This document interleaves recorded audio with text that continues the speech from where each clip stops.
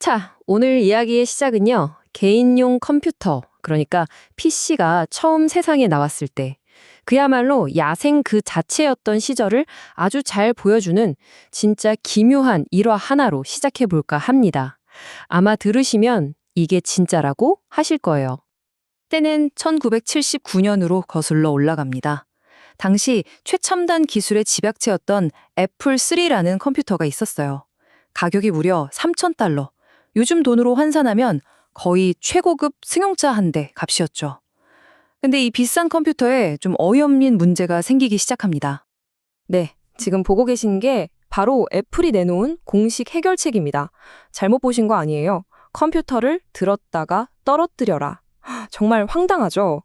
바로 이 일화 하나만 봐도 초창기 PC의 세계가 지금 우리가 아는 것과는 얼마나 달랐는지 정말 말 그대로 혼돈의 시대였다는 걸 짐작할 수 있습니다.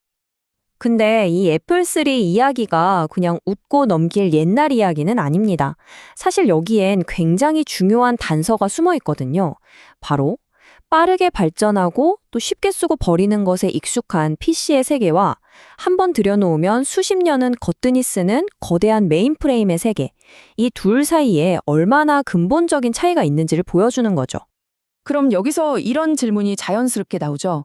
지금 우리가 책상 위에 놓고 쓰는 이 개인용 컴퓨터, 이 PC라는 게 과연 그 옛날 건물만한 크기를 자랑하던 메인프레임 컴퓨터가 그냥 작아진 것, 그러니까 직계 후손이라고 볼 수 있을까요? 그냥 상식적으로 생각하면 당연히 그렇겠지 싶잖아요. 큰 컴퓨터를 기술이 발전해서 작게 만든 거 아니겠냐고요? 하지만 놀랍게도 진실은 완전히 다릅니다. 정반대라고 해도 과언이 아니에요. 우선 돈을 버는 방식, 그러니까 비즈니스 모델부터가 하늘과 땅 차이였어요.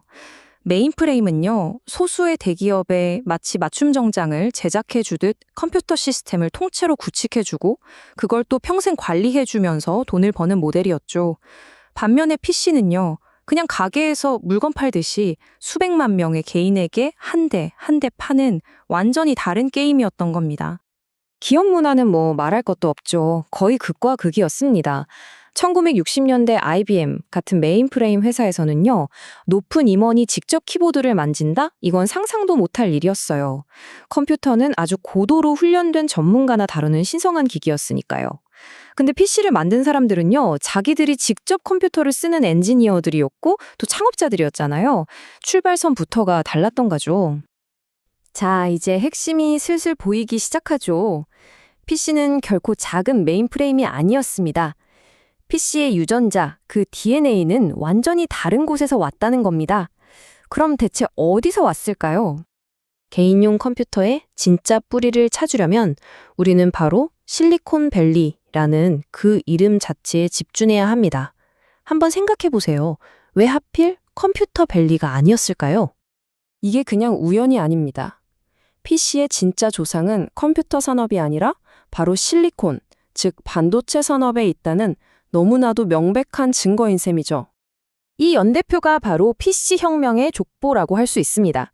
모든 일의 시작은요, 아주 괴팍한 천재 과학자였던 윌리엄 쇼클리를 견디다 못한 8명의 엔지니어들이 회사를 뛰쳐나와 페어차일드라는 회사를 세우면서부터예요.